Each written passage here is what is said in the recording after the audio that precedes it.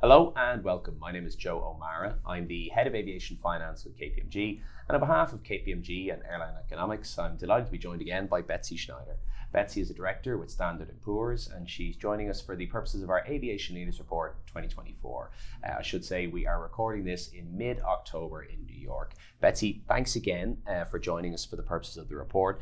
Before we get into the meat of the conversation, do you want to tell our watchers a little bit about how S&P interacts with the aviation space? Okay. Well, first, thank you both for having me again. It's always a pleasure to do these interviews. So S&P is a rating agency. We rate the debt of not just aviation, but in general, all kinds of companies.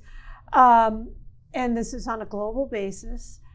Now I am in the transportation sector out of our New York office. We rate, and in our group, we rate the North American airlines, or I should say the US airlines. We rate the US airlines. We rate most of the aircraft lessors who issue debt in the capital markets. We have a few exceptions. We have some aircraft lessors, Bank of China Aviation and Aviation, that are rated out of Singapore. And then we have Nordic Aviation Capital that's rated out of Europe. But we rate, in New York, we rate the rest of the aircraft lessors. And then we also rate ABS transactions, aircraft ABS transactions. Those are rated out of our structured finance team. Different department, but I am actively involved in those ratings as well. So that's what S&P does on the aviation side in rating aviation debt. Yeah, and maybe we'll start on the airline side, Betsy. So you're kind of get your thoughts and perspectives on airline performance over the last 12 months and your current outlook in relation to that performance. Well, I can speak to the US airlines, and we're seeing something different happening now than what we've seen previously. Typically, the low-cost airlines have done well. They have lower costs associated with them. And they did do well in the beginning when short-haul traffic started to come back after the pandemic and people were traveling short-haul leisure traffic, and they did well then.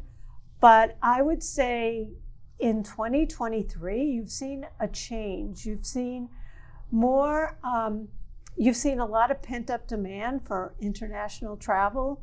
And so the big three airlines in the US, the big three network airlines, United, Delta, and American, all have global operations, and they've been the beneficiaries in terms of demand. Whereas the other airlines who focus on domestic travel, they have seen their demand has not been as strong. And at the same time, they've benefited from low cost, but they also have exposure to higher fuel prices. Labor costs have been increasing. There's a shortage of pilots. A lot of pilots are leaving some of the smaller airlines to go to the larger airlines. They've been putting in more capacity than some of the larger airlines. So their earnings have been under pressure. I mean, you look at some of the smaller airlines like Spirit and JetBlue, their earnings have definitely been subpar relative to the big three network airlines. And when you look on a go-forward basis in assessing the risk that's out there, either in the macroeconomic or geopolitical environment, is that more challenged than usual, less challenged, or roughly at par? Well, the macroeconomic environment, I think it's interesting because I would have said before yesterday, and I'll tell you why in a minute, that the low-cost airlines, they have a different customer base who's maybe their disposable income is not growing as fast as some other segments of the economy. They have to start paying off student debt.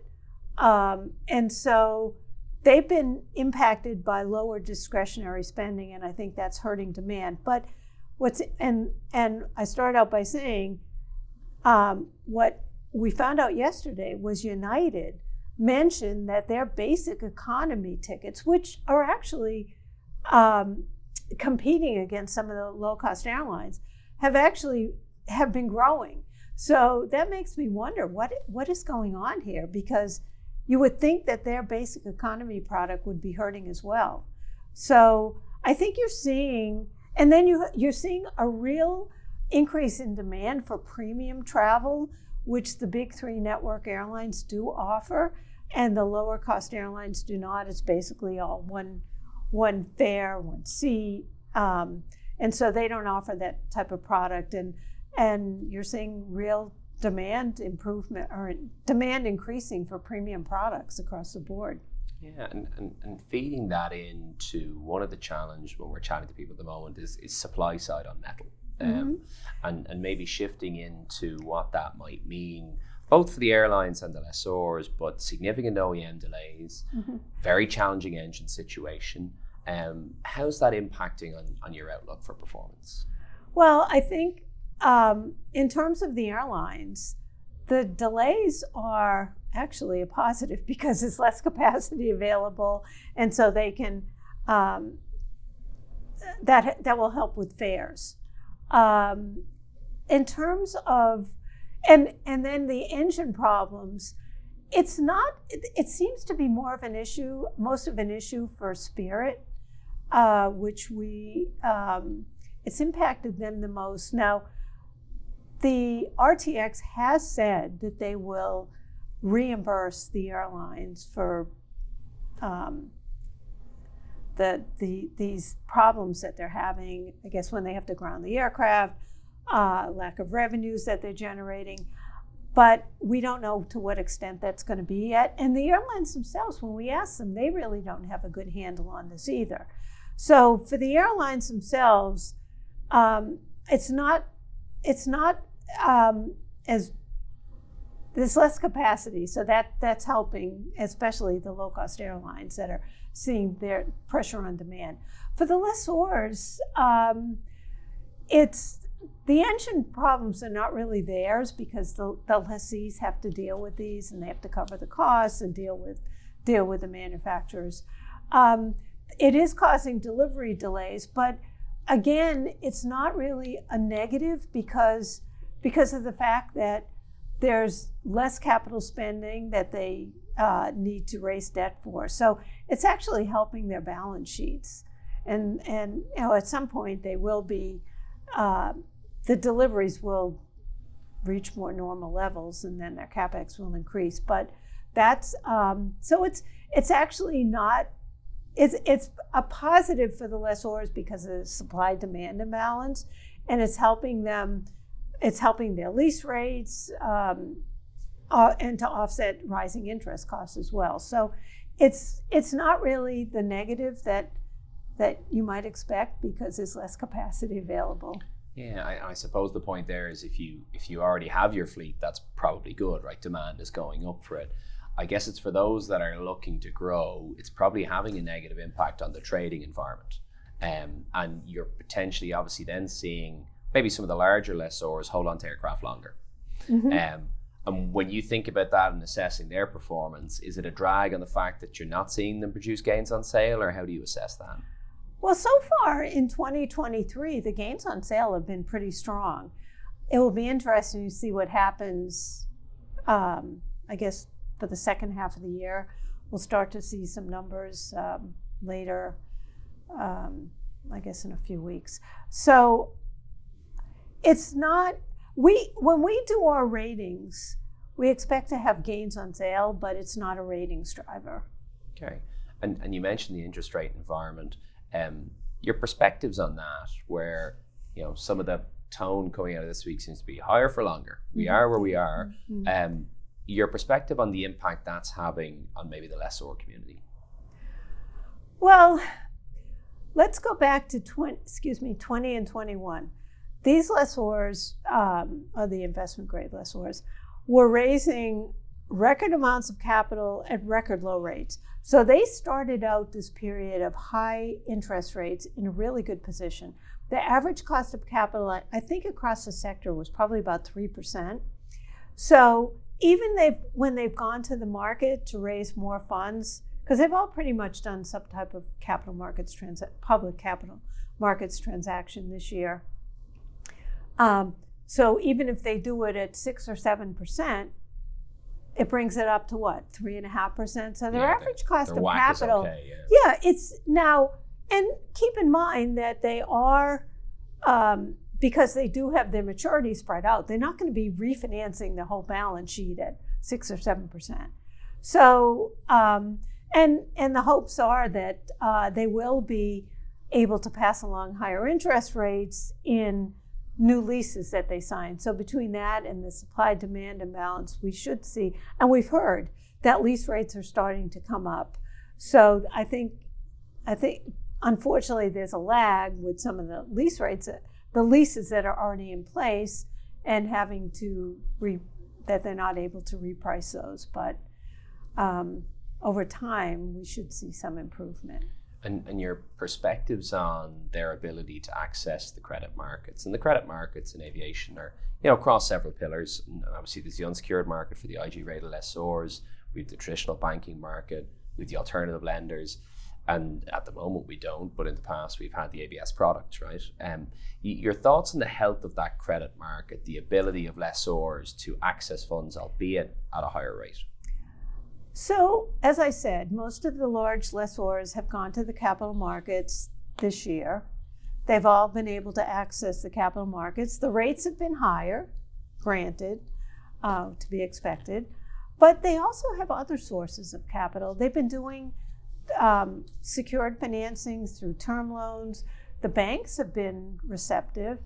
And there's also, as we've heard, alternative capital. So there's new sources of capital out there that have been financing some of these assets. So far, the access to capital has not been a problem, and I don't foresee it being a problem for certainly any of the investment grade lessors. Maybe for some of the smaller lessors who don't have access to capital, it will be at higher rates that they'll have to finance that. But if you're on a secured basis and you have good assets, I think there's always going to be interest in secured aircraft as collateral. Yeah, and maybe on the investor side, to get your perspectives, whether that's equity investors or debt investors, do you think aviation as an asset class still remains attractive? I do. I think you've seen some, as I said, you've seen some new sources of capital out there. You've seen private credit. You've seen, you've seen some M&A activity. You see some new startup, not just lessors such as an Avalease, but asset managers. And so the space is still attractive to investors. And when you compare it against other transportation sectors, perhaps, right? Do you think we are better or worse than we were at the start of COVID as a comparison as an asset class?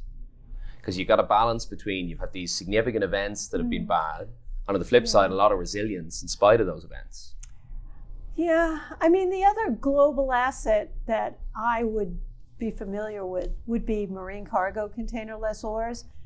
And their demand really spiked up during COVID in 20 and 21. You had all these supply chain shortages and port constraints. And so there was a lot of demand for marine cargo container lessors. And what these companies did was they took advantage of the strong demand. They signed them at record high lease rates, and they locked in very long lease terms. I don't see, and of course now there's the weak demand and there's a supply-demand imbalance, but it's the other way. But in terms of aviation assets, or in terms of other, that was the other global asset. In terms of aviation, no, I don't really see. I still think there's demand. That there's investor access or access to investors in this space. Yeah, and maybe focusing in, how many IG rated lessors do we have? About 8? No, there's more than that. How many? Maybe about 10, I think. And the path to getting there, right? So we've seen a couple of high yield issuers, right, that are clearly cracking some ice, right, to move down the line. When you are assessing that path to being an IG rated lessor, can you talk to us about the factors that are in there? So the factors are the size of the portfolio, the aircraft that comprise the portfolio, the customer base, management, access to capital, and the track record. So if you're a well-established lessor, you're in good shape. And most of the investment grade lessors have been around for a long time. Yeah. Some of the startups that we've seen, or some of the new lessors that we've seen, have been more on a startup basis. So we want to see a track record. We want to see more size. Some of the non-investment grade lessors are relatively small compared to the investment grade lessors. And can I ask, what is, is it 6 billion? Is it plus that? Like, what's your baseline? It's hard to say, because it could be 6 billion, but what if 6 billion is all wide body aircraft? Yeah. So we would want to look at the composition of the fleet, the average age. You could have 6 billion of aircraft that are, as I said, all wide body. At the same time, you could have 6 billion of aircraft that are all regional jets. So that's not something that we focus on, the portfolio, the size of the portfolio in terms of dollars. So the other thing I want to mention is we also look at the level of unencumbered assets, and that's very important. And typically there's been a line drawn, and it's not just us, I think it's the whole rating agency community, to have at least 30% of your assets, no more than 30% of your assets encumbered. And the investment grade lessors are pretty much there. It's the non-investment grade lessors that still have a lot of secured debt in their capital structure. I mean, we just, Macquarie is a good example, because they went to market earlier in the year. They just did another offering because they want to be investment grade, and they want to have, they know they have to raise unsecured debt to get to that level. So that's why, even though they did a secondary offering at a high price, they know that that's going to help them. It's an investment, isn't it? It's like it's an investment in being able to access the rest of those funds. So, so as you say, diversification of assets, diversification of lessees, unencumbered funding to a significant degree, and a level of scale. And one other factor that's important too is the ownership. For example, Castle Lake, we view them as their owners or financial sponsors. Macquarie is owned by, we don't view them as being owned by a financial sponsor, because they have the bank and they have some other investors. And so that's also important too, because the investment grade lessors are either public, or they have parents who are financial institutions. So that's also another important factor in being rated investment grade. And maybe looking at the big picture leasing perspective, obviously scale is important in becoming IG rated. Is scale just more important anyway now, right? Particularly when you get into a high rate environment, you need to be able to manage that cost of funds, and being bigger will allow you to do that better. Well, I mean, we've always thought scale was important, even in a low interest rate environment. So I'm not. It's not materially different. I don't think that's really changed. Yeah. And in looking out at the leasing community, do you think, the M&A we've seen over the last, probably post-COVID, right? It's been in that $4 billion, $3 billion balance sheet. You look at AMCK, you look at Goshawk, you look at Standard Chartered. Do you expect we will see more of that type of consolidation? Well, I don't know what's really left, because there's been who has a platform, I should say. There have been portfolio sales, and I think there could be more of those I think, what is it, Calc has been selling off some aircraft. Their order book as well, yeah. Their order book, but they've also been selling aircraft to reduce their non-China exposure. So there could be some other portfolio sales of that size. Maybe I was going to say maybe some of the Chinese lessors, they have large portfolios, but I'm not really sure there's that many left in that size range. No, I think it's a fair challenge, right? And maybe it's what's below it, but you will be hoovering up pretty medium-sized pieces to do that. That right? would be a good size, unless there's some bank portfolios, but I think they would be hard-pressed to come up with something of that size. I think it's going to be more, maybe up to $1 billion or something. And shifting gears, Betsy, can I get your views on ESG with a particular focus on the E? As you're assessing airlines, as you're assessing lessors, how much does it really matter now? So we do have ESG assessments within our ratings. For the airlines themselves, it depends. The basic driver is the age of the portfolio. So if they're older than the typical age of the, and we look at the whole global fleet, I think it's 11 to 12 years. So if you have something that's older than that, that could be a negative.